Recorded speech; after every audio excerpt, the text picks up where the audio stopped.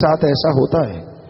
इतिहास गवाह है, जिन पे मालिक की दया में रहमत मूसलाधार बरसी, दुनियावी कुछ न कुछ परेशानियां, मुश्किलें, शारीरिक परेशानियां आती हैं, उसके बाद ही वो दरवाजा खुलता है जिसमें परमानंद ही परमानंद है, अथाह खुशियां हैं, अथाह लज्जत है, लिखने सुनने से परे की बात है।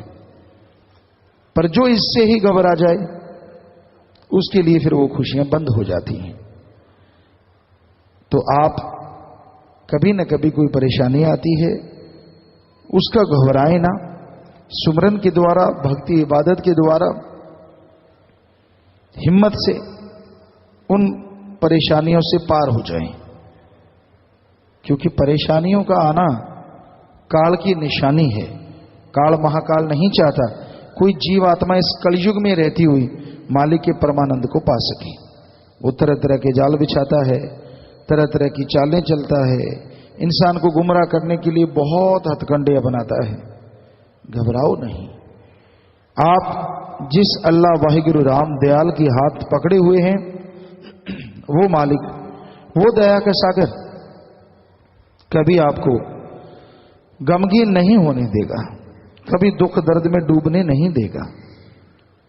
और कहते हैं ना, सोना आग में जब जाता है तो वो और सुनहरी हो जाता है।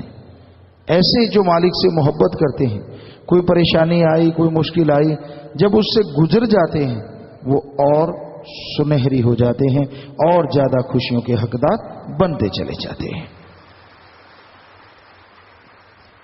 बस अपने हौसले को बुलंद रखो, सुमरन के द्वारा, भक्ति इबादत के द्वारा आगे बढ़ते जाओ। यकीनन एक दिन मालिक की कृपा दृष्टि के काबिल बनोगे, यकीनन एक दिन उसकी कृपा होगी होगी। उसके घर में देर है, अंधेर नहीं, हो ही नहीं सकता। इसलिए बचनों पे रहना आपके हाथ में जरूरी है। वो मालिक ने आपके हाथ में दिया है कि आप बचनों पे रह सकते हैं। आप खुद मुख्तियार हैं, मर्जी के मालिक हैं, आप किसी के गुलाम नहीं हैं। भगवान अल्लाह राम का जो गुलाम हो जाता है वो दोनों जहान का बादशाह हो जाता है, पर उसका गुलाम बनना बड़ा ही मुश्किल है। क्योंकि इंसान अपनी ईगो, अपने अहंकार से ही पार नहीं पा पाता। मैं ये हूं, मैं वो हूं, मैं फला हूं, मैं ये नहीं, मैं वो नहीं, मैं फला।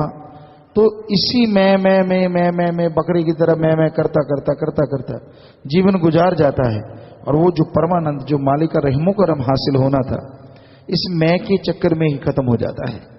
तो आप अगर खुशियां चाहते हैं, आप अगर परमानंद चाहते हैं, तो बचनों पे पक्के रहा करो, सुमरन किया करो, चलते बैठ के लेट के काम धंधा करते, और मालिक की औलाद का भला करो, तन से, मन से, धन से भले कर्म करो, तो यकीनन मालिक की कृपा होगी और मालिक के रहमो करम से आप माला